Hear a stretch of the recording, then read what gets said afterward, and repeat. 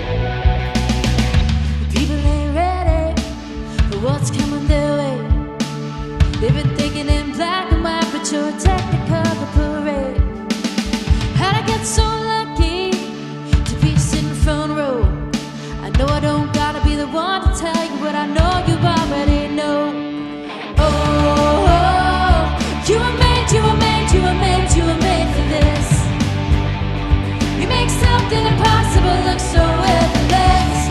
It's what you're born to do, and the whole world's sitting back watching you like, oh, you were made, you were made, you were made, you were made for this.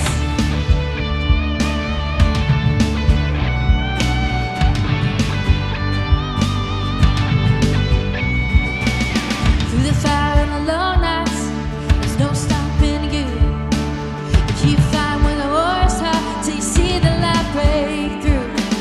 See the challenge and you step in, say let the battle come. It's when they try to rise up against, they're gonna turn around and run. Oh, you were made, you were made, you were made, you were made for this. You make something impossible look so effortless. It's what you're born to do, and the whole world's sitting back watching you like, oh, you were made, you were made, you were made, you were made for this.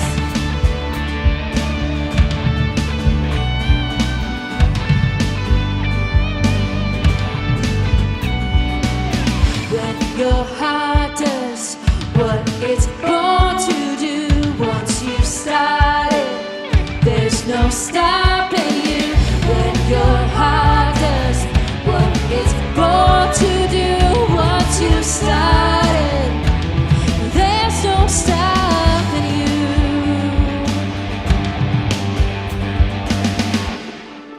Oh, you were made for this. You make something impossible look so effortless. It's what you're born to do, and the whole world's sitting back watching you like, oh, you were made, you were made, you were made, you were made for this. Oh, you were made for this. You make something impossible look so effortless,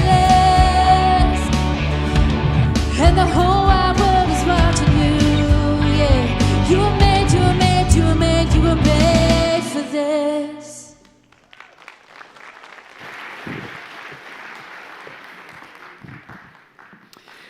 Oh, I love that song, You Were Made for This, and I love some of the themes in that song because it connects so powerfully to what we are going to be looking at this morning as we jump into our series on the pursuit. And as we look at the story of Moses, we're going to continue on that, and we're going to look at how he was made for something, but not only that, how you and I are made for something and how we understand what that is and how God reveals that to us. So super excited about this morning. Welcome to Forest City Community Church, every single one of you. And I got to say, even as your people are coming in, as I'm looking at you, there's like a lot of you that I see this week who were not here last Sunday morning.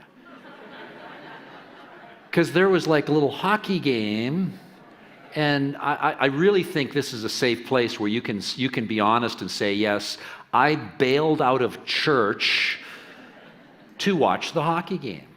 No, you don't have to say that. You don't have to say, oh, I did get hands up already. I did already. And I think, like I mentioned last week, the reason we lost is you. So just so you know that.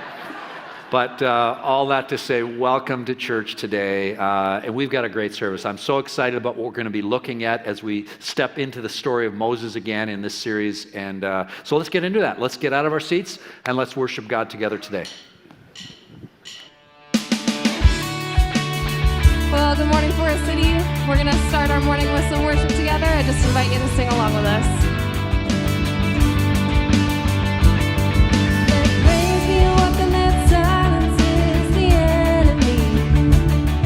Let praise be a weapon that conquers all anxiety. Let it rise.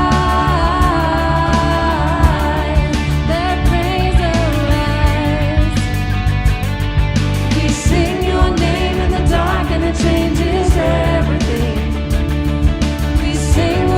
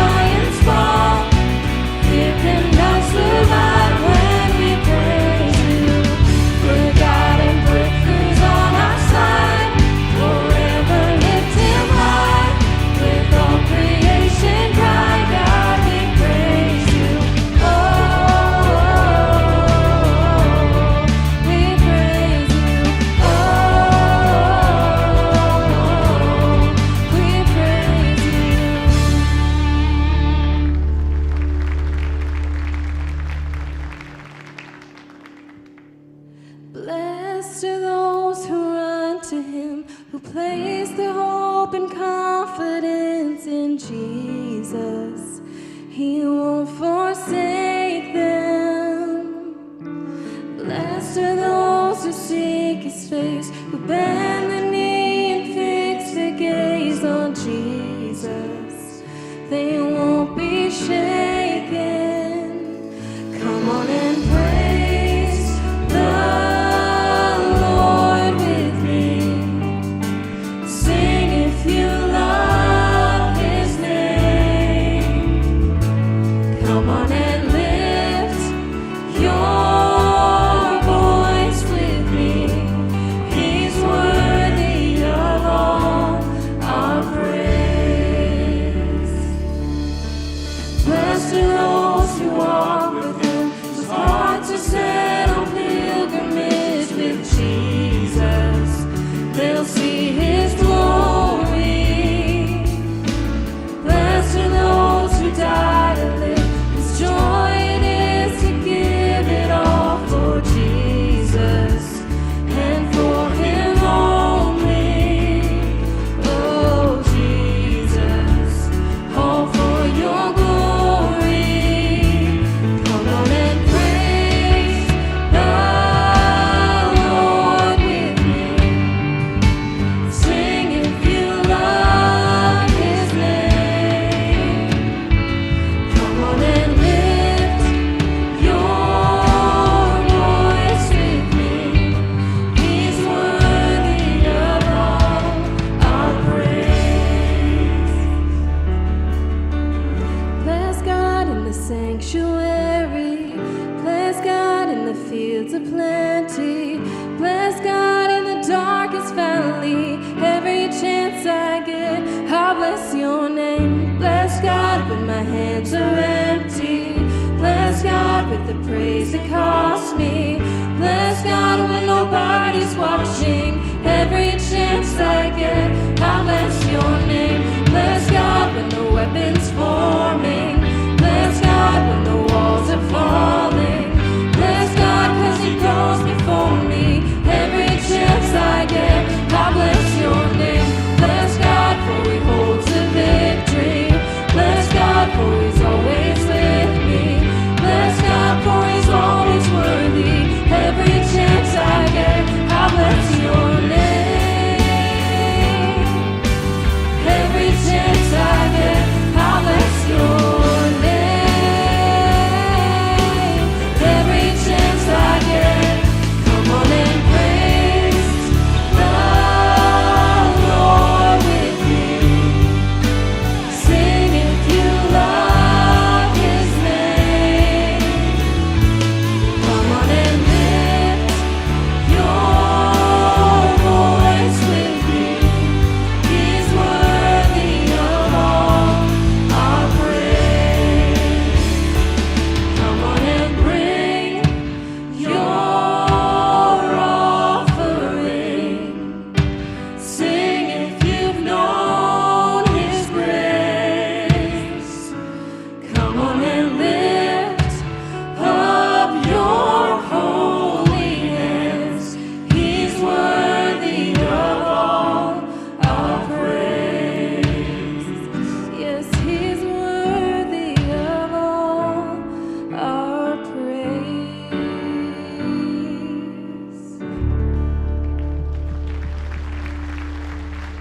Well, what a lovely way to start our morning together. Before you take a seat, why don't you turn and welcome someone?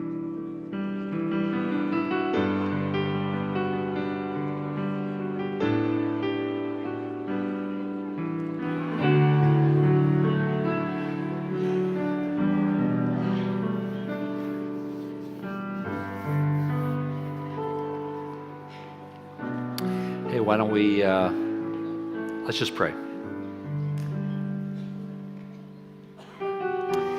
God in heaven, just want to say, just want to thank you for that beautiful invitation that we just sang, we just sang or we just heard sung. This invitation to come and worship you and to just bring who we are into your presence and to experience your goodness and your majesty and your love.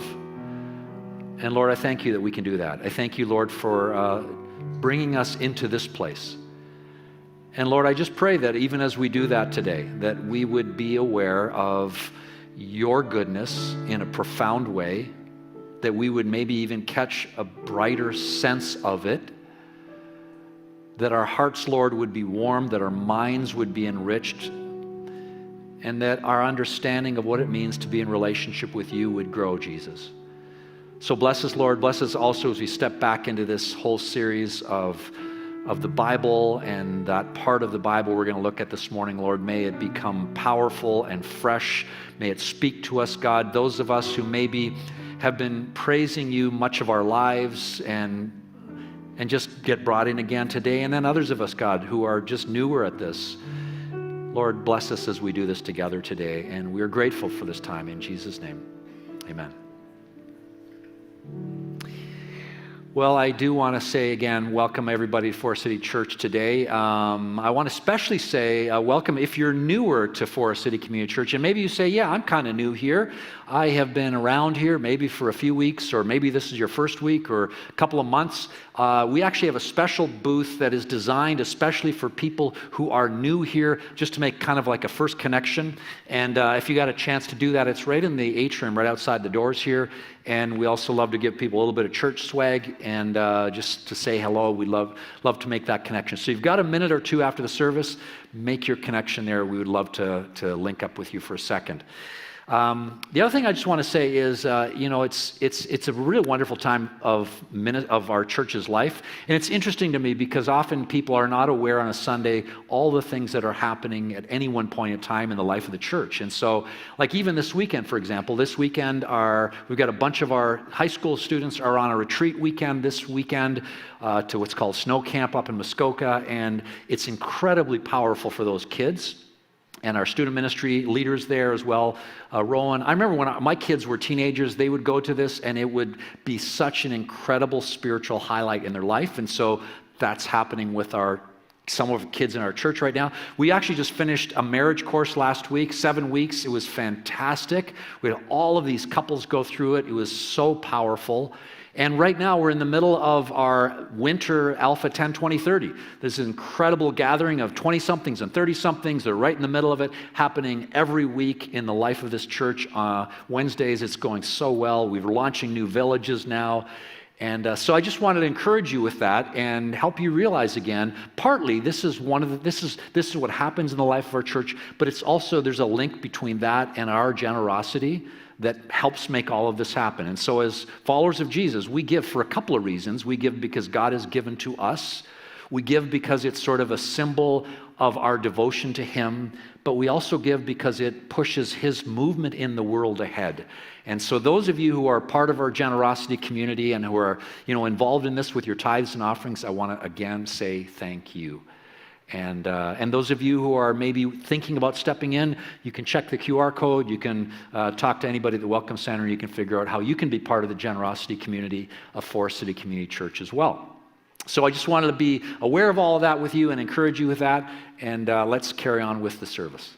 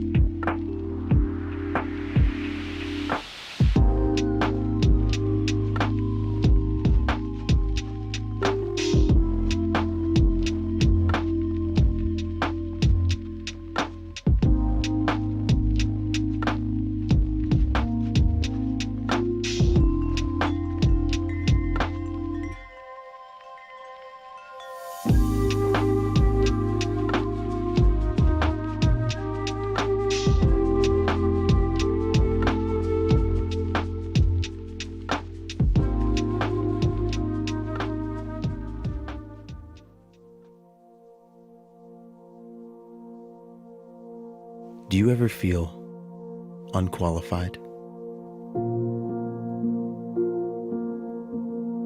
like the opportunity hovered for a moment and then passed you by.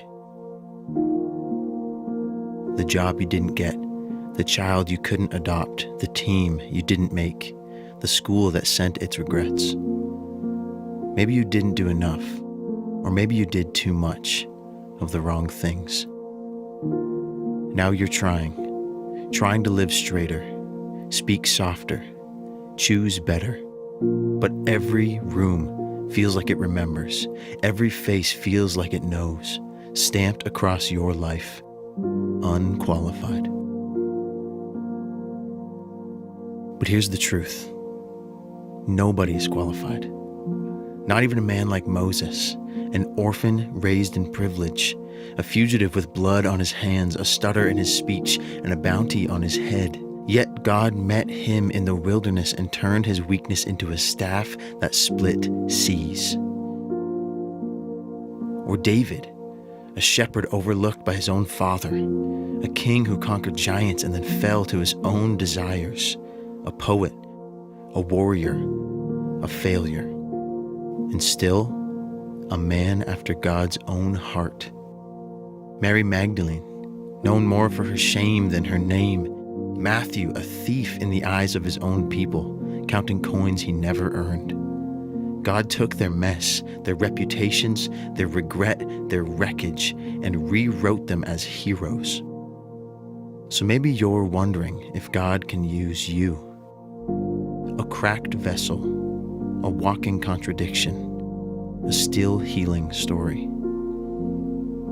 Can God use you?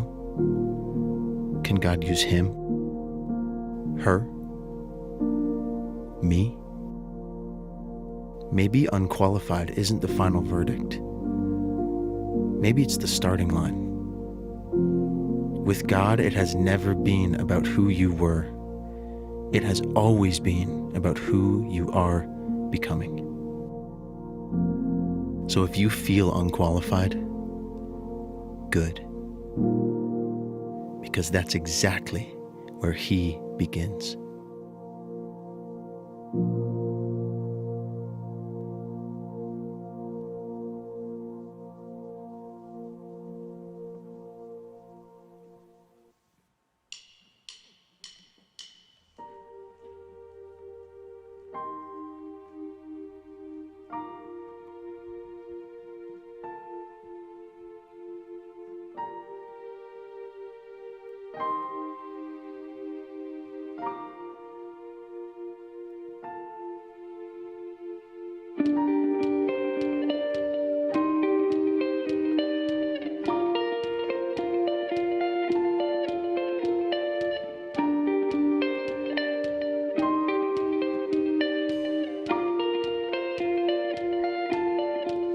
I'd like to look in the mirror without hiding my eyes. I'd like to see what you see when you think I'm qualified to speak for you. Oh God, Most High, who hides a baby in the reeds of a river until he's grown, gives him a stage and the strength to deliver his people home. 'Cause I'm tongue-tied, weak in the knees, must be something you only see if there's anything good, anything that's good in me. Well, it must be you. Oh, must be you. And if there's any part of my shaking heart that sees this journey through,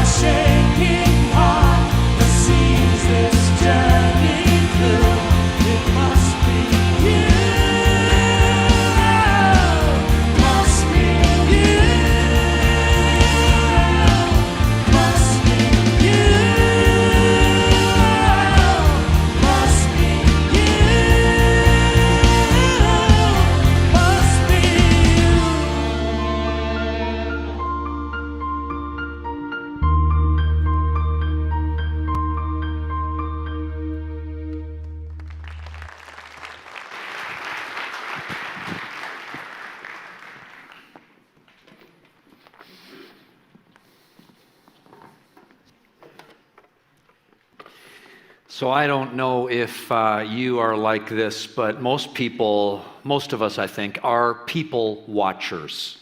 We notice things about people. We watch people. Sometimes we do it obviously, sometimes we're kind of subtle about it, but a lot of us like watching people. I had a bit of travel in the last couple of weeks, and I've been on airplanes and in some airports, and I can't help it. I just watch people. I notice such variety of people. Like some are slow, some are fast, some are excitable, some are calm, some are tall, some are short, some are big, some are little, like the whole range, such variety.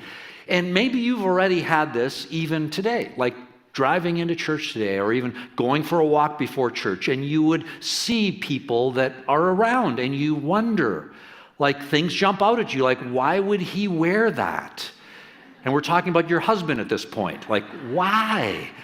Why is she driving like this? What is going on? We notice the things, but there's something I'm convinced we often miss in all of our people watching. And it's a conviction that I've had for a long time, and that is that just below the surface of most people's lives, there is a longing and a hope and a desperate desire that there would be more to their lives than there is.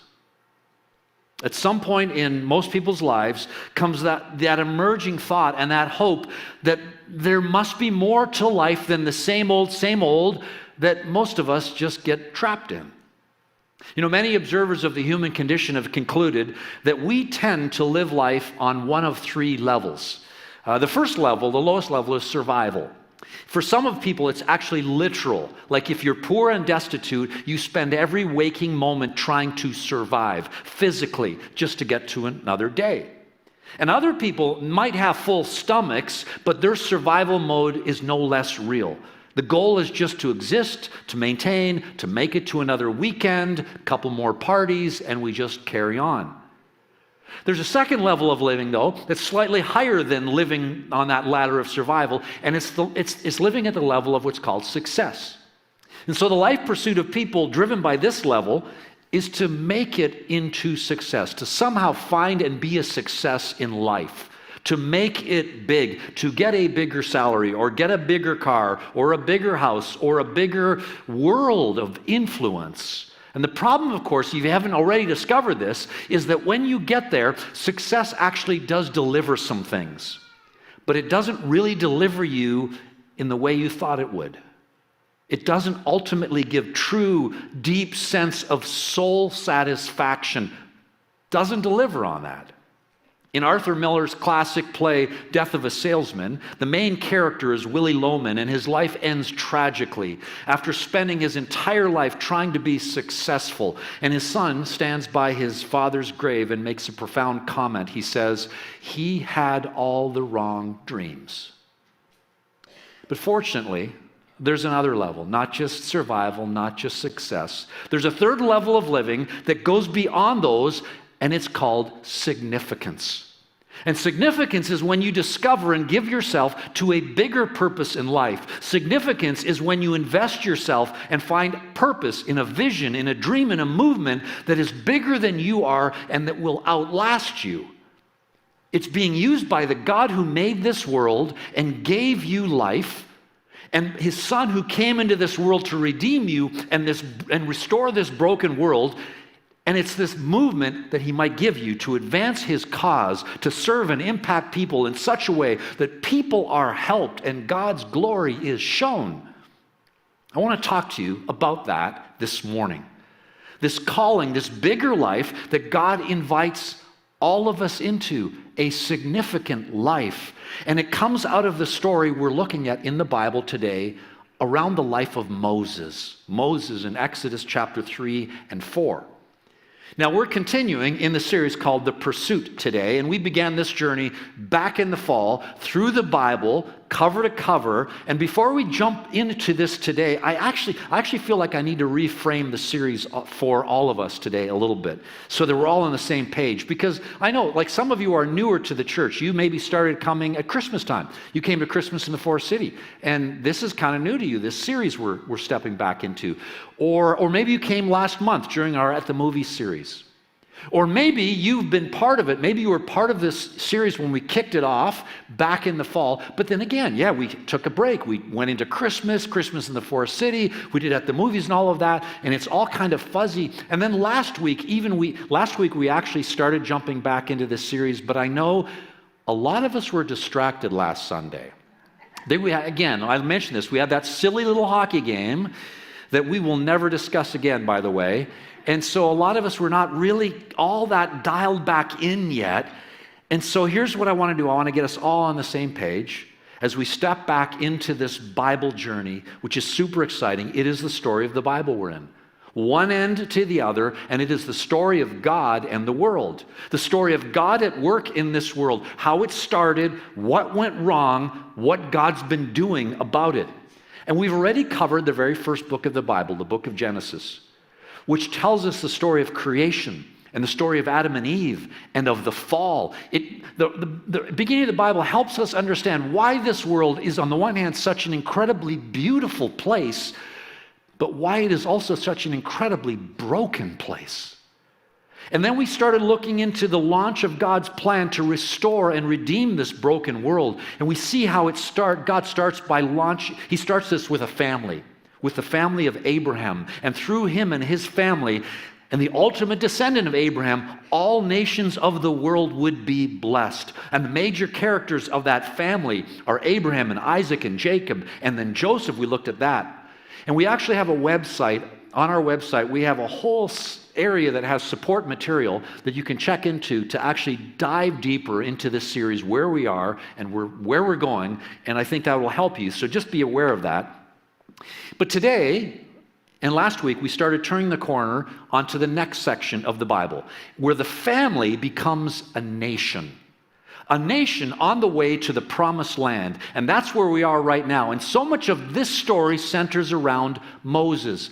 And Moses is one of the most influential and consequential human beings to ever walk this planet.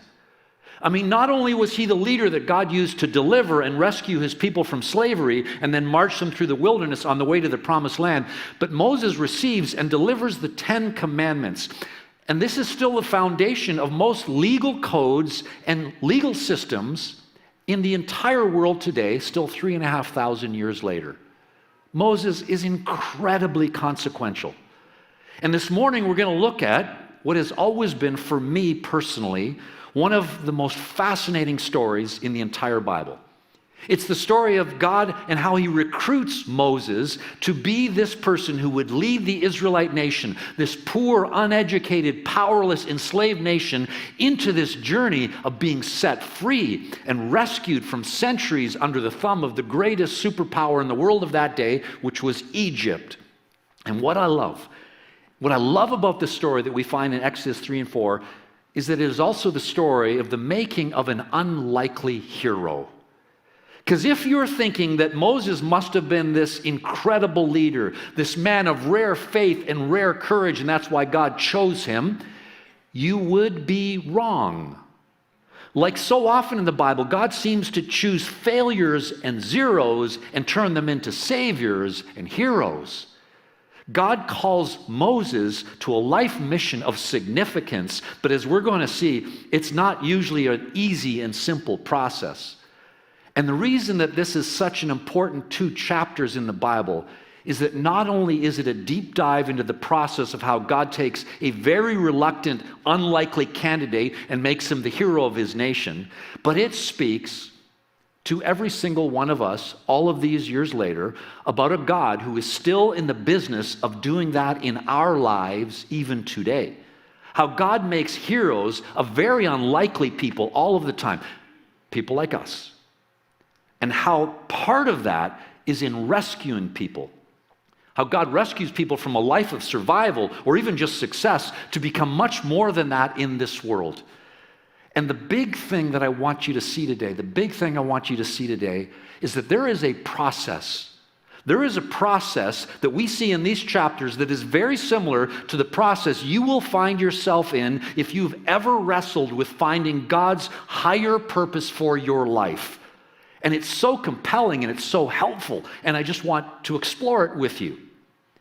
So, If you were here last week, we started with Moses and the birth of Moses and how Moses survives. He's put into the Nile River on the reed. And then we walked through this a little bit. And Moses, at this point, he has left Egypt. And Moses, at this point, we're going to pick up right now, he's about 40 years old. But he is not a hero. He is a murderer. In a moment of anger, he was watching an Egyptian beating on a Hebrew slave, and he killed the Egyptian. And all of a sudden, all of his privilege, all of his security, all of his esteem that he had growing up in Pharaoh's household and his family, it's all gone. And so he runs. He's a man on the run.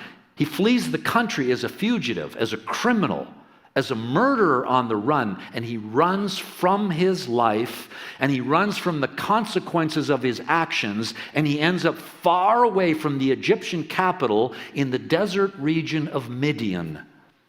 And he sort of starts life over again. In the remote wilderness, far, far away from the land of Egypt, he rebuilds his life. He finds a girl, he marries her, he gets a job with her dad, and he tends his flock as a shepherd, as like a rancher. And he settles into a simple life pattern that lasts many years. Actually, it lasts about 40 years. So he's about 80 years old at this point. And this is sort of the new kind of boring normal of his life until one day, until one unforgettable day. And this is how the Bible describes it.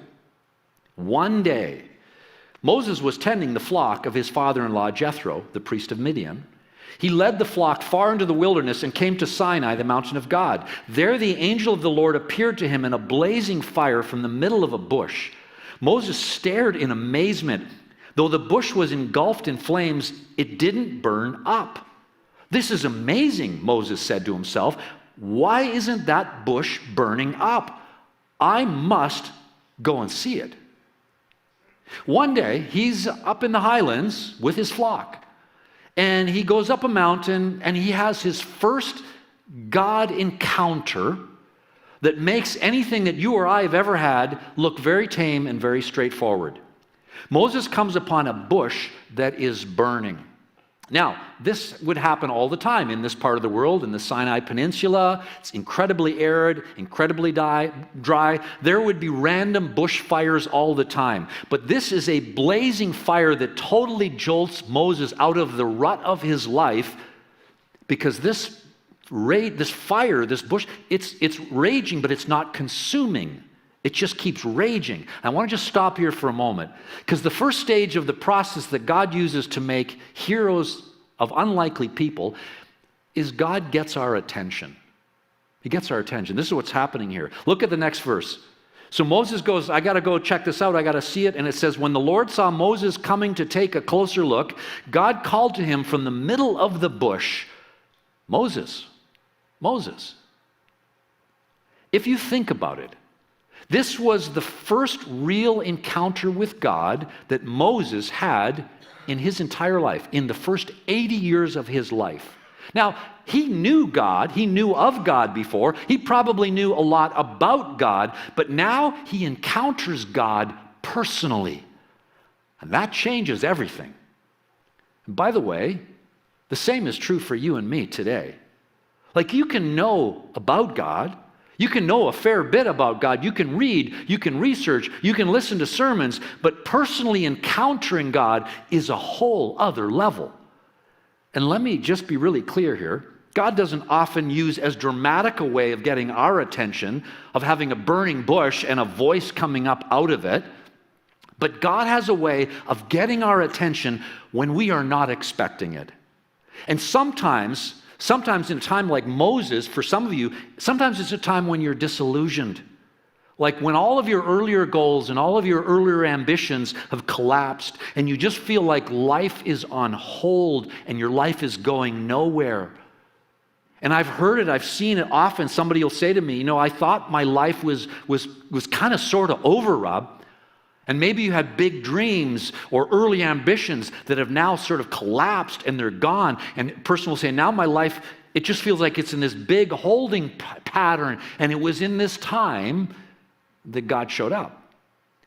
Sometimes God gets our attention like through tragedy, through a failed marriage, or a bankruptcy, or the loss of a loved one, or an addiction that has gotten out of control and that's destroying your life, and God will speak and get your attention.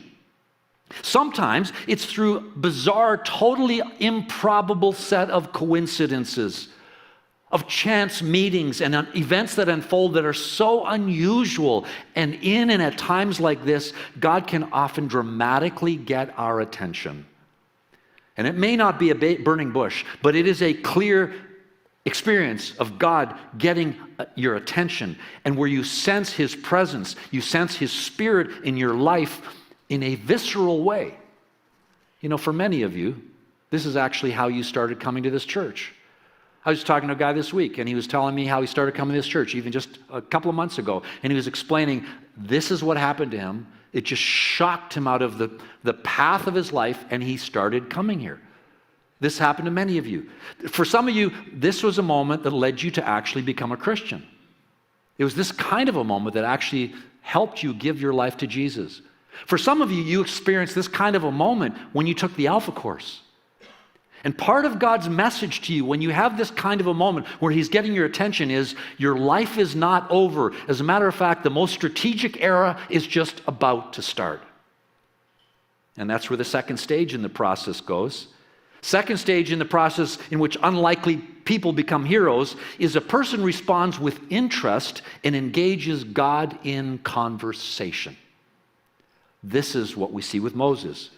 The next words in the story, in verse 4, is after God says, Moses, Moses, Moses replied, he said, here I am. Here I am.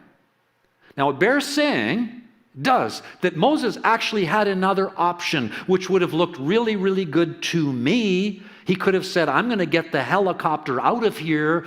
I'm going to run. I'm leaving this. This is just way too risky. But he doesn't. He responds with interest. And then he engages God in conversation.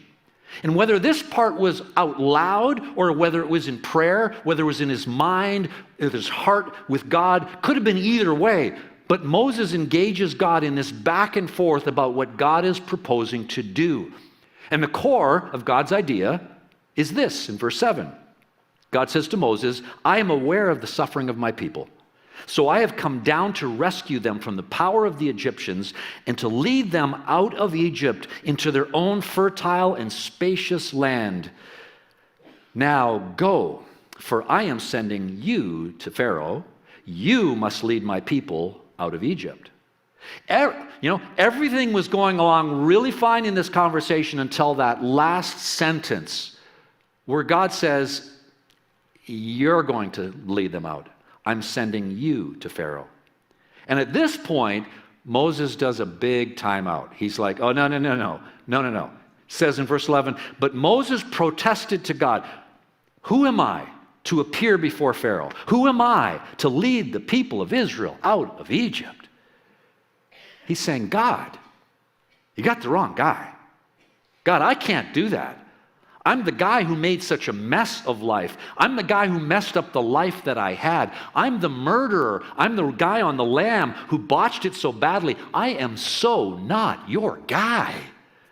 And in fact, for the rest of this chapter and the next chapter, the conversation continues. And Moses keeps doing what I call the ABM, the anyone but me.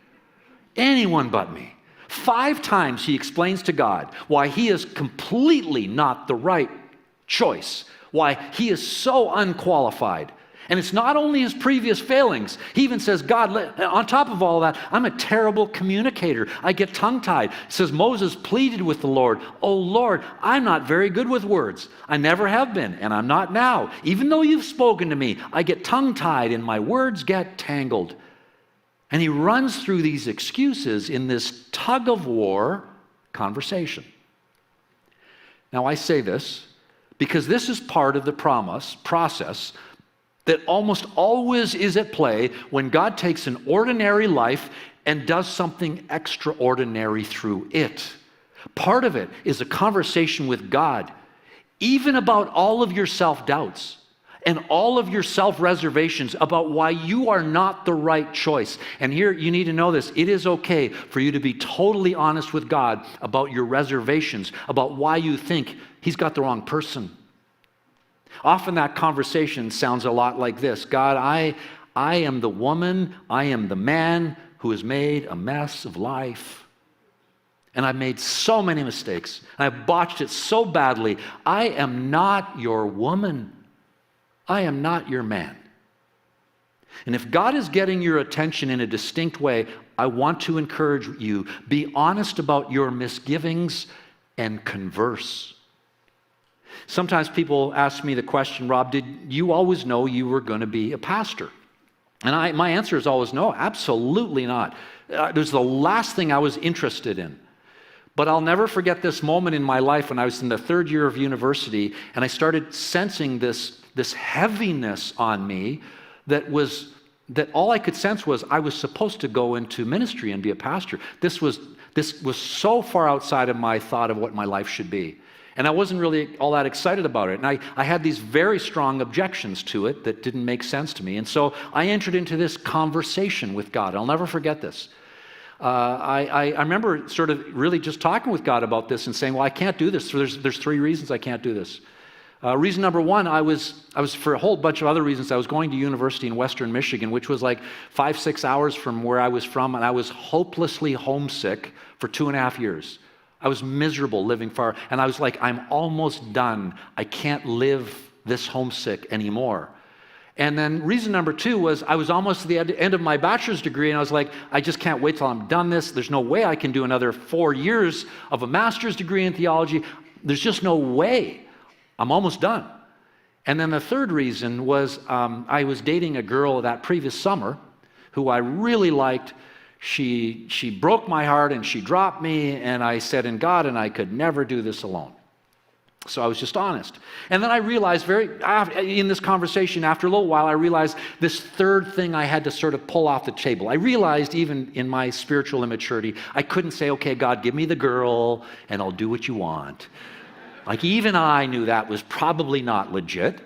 So I took that away, but I still had these two massive things. And then over the period of a few weeks, these things that had sort of plagued my life, they just disappeared. And this feeling about homesick, it was gone. I loved where I was living. This feeling about studying all these, I was like, I can't wait to study all. And so I thought, okay, so I moved in. And it was interesting because as soon as I made that decision, I remember about a week later, there was this really cute girl named Kobe. She asked me on a date. And so God gave me the girl as well. So it was great. But here's the reality. When you are in these moments with God, you have to be honest and you have to converse about why this is obviously maybe a difficulty for you. All right. There's a third stage in the process in which unlikely people become heroes through God's power that we see in Moses. And that is the third stage is a person acknowledges God's resources. You know, as you read this chapter and into the next, and if you haven't read these chapters 3 and 4, read it today or tomorrow sometime. Moses is giving this series of excuses of why he's underqualified or unqualified for this assignment. And one of them is this in chapter 4. He says, what if they do not believe me or listen to me, or they say, the Lord did not appear to you? And then the Lord said to him, what is that in your hand? A shepherd's staff, Moses replied. God's response is very interesting to this objection. He says, Moses, what is that you've got in your hand? And what Moses had was a staff, a shepherd's staff.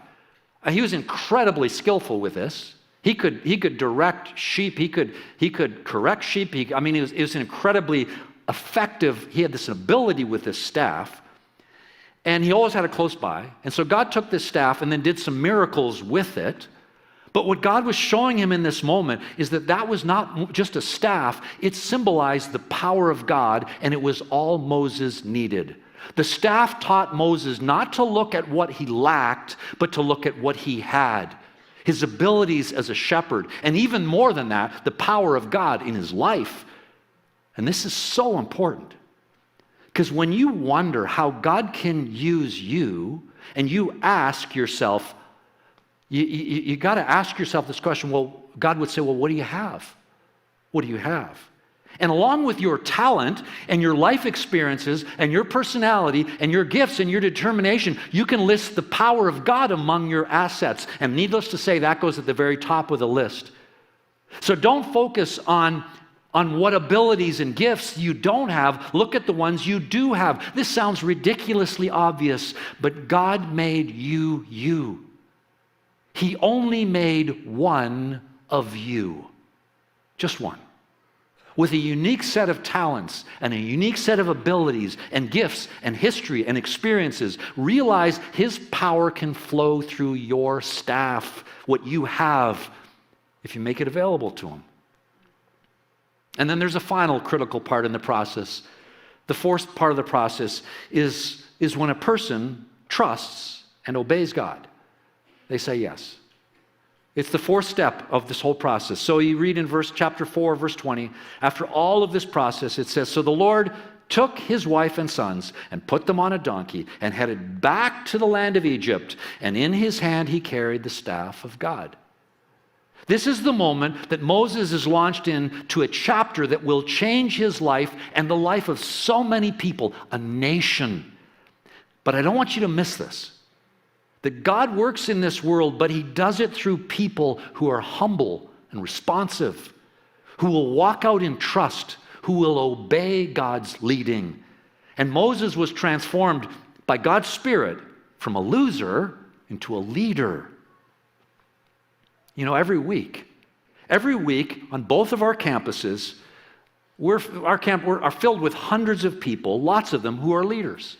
There are people from this church who are leaders, who lead parking lot teams, who lead villages, who lead Forest City Kids teams, who lead Alpha, who lead creative arts teams, who lead cleaning teams and cafe teams and greeting teams, and I could go on. But beyond that, there are a lot of people from this church who are trying to be more effective in their realm of responsibility at work or at school or in the marketplace or in healthcare or in business. And you know what I can guarantee you? If you look at any one of these people, very few of them will have this larger-than-life hero aura about them. They're normal, ordinary people. But in their own way, most of them are learning and seeing what God can do when you allow Him to empower a human being. And the same is true for every single person in this room today, right now. Like if you're a single mom, or you're a working dad, or you're just a kid, or you're a teenager, or you're a retired person, you're married, you're divorced, whatever your situation in life, same is true for you. When you respond to this process of God in your life, watch out. Because when you sense and you know that God is calling you into something bigger, changes everything. When you start regularly saying yes to God, He gives you a whole new view of your life, both big things and small things, and you start seeing opportunities everywhere to make your life count with your family and at work and with your friends and at school and in your neighborhood and in your career and here at church. It changes everything. You know, the music team is going to sing a closing song in a minute, but before they do this, I want to point out one last thing from this episode of Moses at the burning bush, wrestling over whether he'll say yes to God or not. It's an incredible moment. At one moment, in chapter 3, Moses says, God, if I go to the people of Israel and I tell them, the God of your ancestors has sent me to you, they will ask me, what is His name? Then what should I tell them? And God replied to Moses, I am who I am. Say to the people of Israel, I am sent me to you. God also said this to Moses, say this to the people of Israel, Yahweh, the God of your ancestors, the God of Abraham, the God of Isaac, the God of Jacob, has sent me to you. This is my eternal name, my name to remember for all generations. This is so striking. Part of God's persisting and persuading Moses to say yes is by revealing His name, His character to them as the one who was and is and always would be there for them. And He says, say to the people of Israel, I am sent me to you. You know, one of the most dramatic moments in Jesus' life, and there are so many, But one of them is a confrontation that he had with the religious leaders of his day. Religious leaders of his day who took a lot of pride in being what they called the children of Abraham. And one day they said to Jesus, "Are you greater than our father Abraham?" And Jesus said in John 8, verse 58, he said, "I tell you the truth, before Abraham was even born, I am." Not I was, I am. The name of God. We are not living in ancient Egypt. We're not surviving in the deserts of Midian, hoping that the God of Israel will show up, bring his rescue. But the same God, the same I am, is here. And he's brought the ultimate rescue with his sinless life and his life-defining teaching and his sacrificial death on the cross and his powerful resurrection from the grave and his promise to return one day. And he keeps calling people like you and like me to significant assignments and callings and adventures. And what I love that this humble, heroic life, it's available to every one of us. Ordinary people like Moses was back in his day.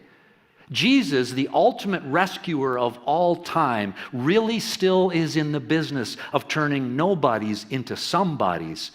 Messed up, confused, hiding, hurt people like just about every single person in this church. He has a way of getting our attention, of inviting us into a relationship with him instead of just religion. And he longs for us to respond with interest and engage honestly with him, even about our own self-doubts and our own self-questions. And he's waiting for us to recognize what we have in our hand and what God has given you that he can leverage in supernatural ways if you'll just say yes, if you'll just trust, if you'll just obey. Because when that happens, survival living goes away. And success living goes away, and the world changes. And you and I, we do amazing, heroic things in our marriages and our friendships and our classrooms and our offices and our kitchens and our church and our city and our world for the redemption of people's lives and for the glory of God.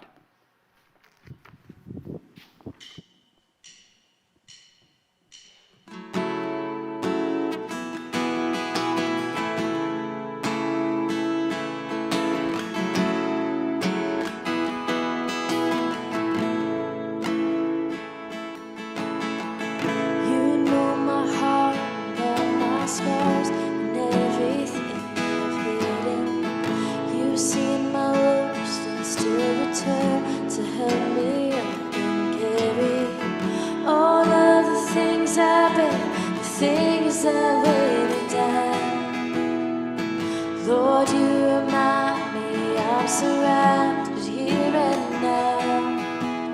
Ooh, yesterday I saw your favor. Ooh, tomorrow I believe for greater. Ooh, and all that I could ever need today, I found within the promise of your grace.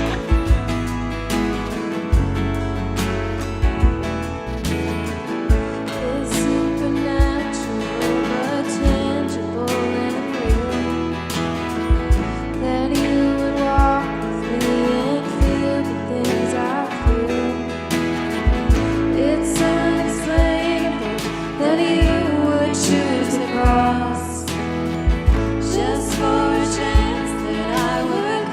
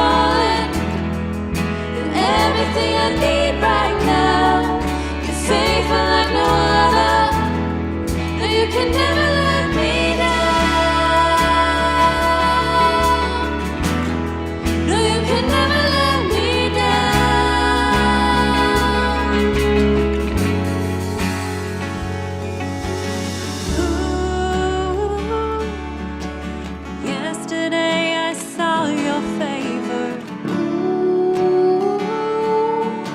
Tomorrow I'll believe for greater. And all that I could ever need today, I found within the promise of your grace.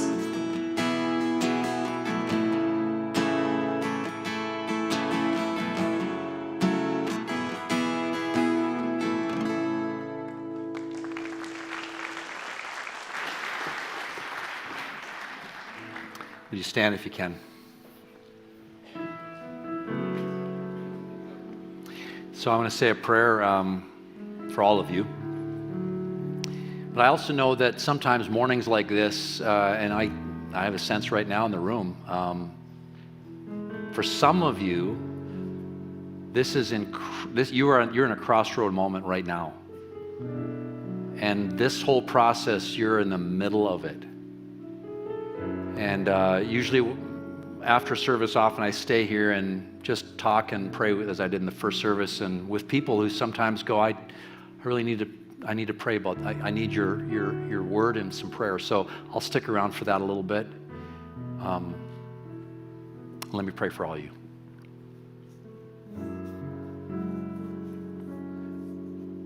Oh God, the one who says, I am who I am, the one who always is, always has been, always will be the same.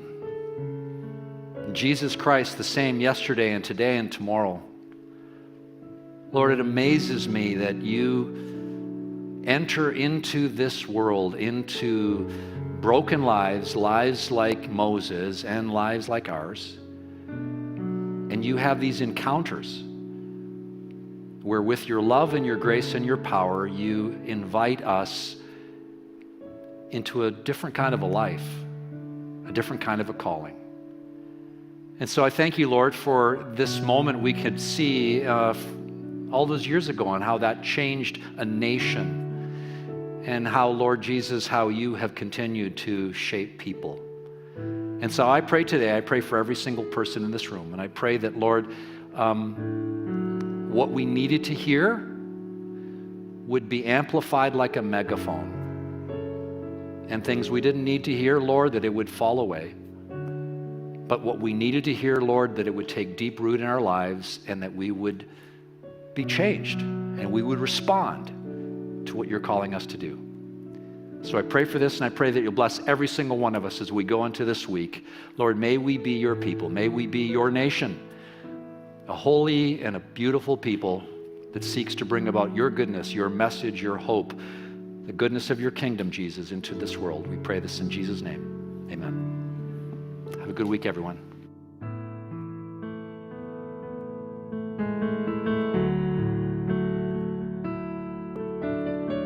Hey everyone, I hope you guys enjoyed that. It was so great to just learn even just one little thing that was extra or new, or something that was different that we had never really thought about that Moses story before. So I hope you guys got a lot out of that today.